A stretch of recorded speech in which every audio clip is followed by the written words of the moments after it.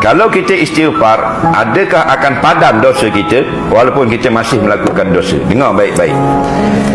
Dalam dunia dan akhirat, dia ada 5 cara menghilangkan dosa. 2 di dunia, 3 di akhirat. Allah jadikan orang beriman bukan untuk masuk neraka, untuk masuk syurga. Faham lagi? Untuk syurga akhirnya. Kita ni untuk masuk syurga. Kullu ummati yadkhulul jannah.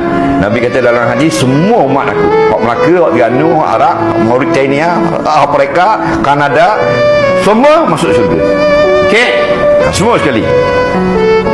Tapi kita ada melakukan benda yang menghalang. Yang menghalang masuk syurga ialah dosa. Okey, maka diberi 5 peluang. Dalam dunia ada 2, dan di akhirat ada 3. Maka di dalam dunia ini ada 2. Yang pertama dipanggil taubat. Taubat itulah pemadam yang paling kental. Bila taubat saja, kosong. Kalau raba masih ada bulu-bulu nampak lagi. Taubat kosong. Sebut dalam hadis, at-taibu anizambi kama la zambalah. Siapa yang taubat dari dosa, kosong, tak ada dosa. Macam kanak-kanak baru lahir. Tu. Ya, kemudian yang kedua, innal hasanat yuzhibna sayiat. Kita lakukan benda-benda yang baik, insya-Allah dia akan menghilangkan dosa-dosa di masa lalu. Dulu banyak kita yang jahat, banyak tengok haram, banyak pegang haram. Sekarang banyak baca Quran, banyak sedekah. Dengan perbuatan baik kita sekarang ini, yuzhibna sayiat, dia menghilangkan dosa-dosa lalu. Okey, itu di dalam dunia. Buatlah banyak-banyak, okey? Taubat selalu, istighfar selalu, dan buat benda yang baik, okey? Kalau kita tak dan nak taubat, sibuk sangat, mati.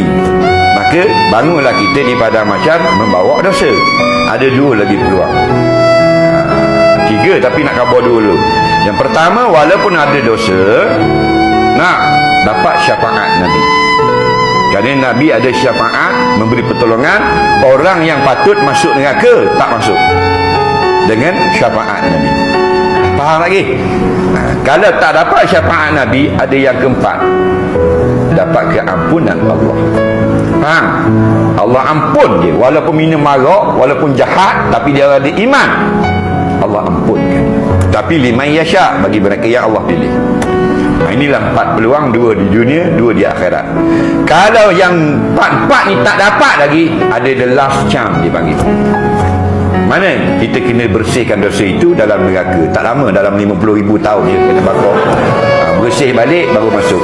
Tu tambahlah, kita tambah yang nombor 5. Lagi. Nampak? Jadi istighfar tu apa?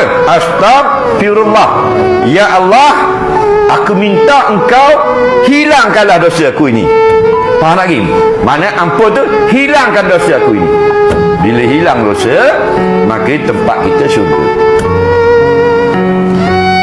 Jadi kalau boleh lah, yang gantung tasbih tu jangan gantung saja.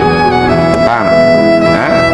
Bila nak pergi jalan jauh, cabut tasbih, masuk katul, astagfirullah, astagfirullah, astagfirullah, astagfirullah, astagfirullah.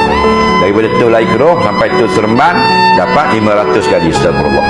500 kali, sekali ya Tuhan terima, hapus dosa. Nampak? Janji ikhlas. Dia lagu tu. Kemudian kita tahu tak Tuhan terima tak terima? Tak tahu. Tapi hati biar kita mengharap Allah pengampun dosa.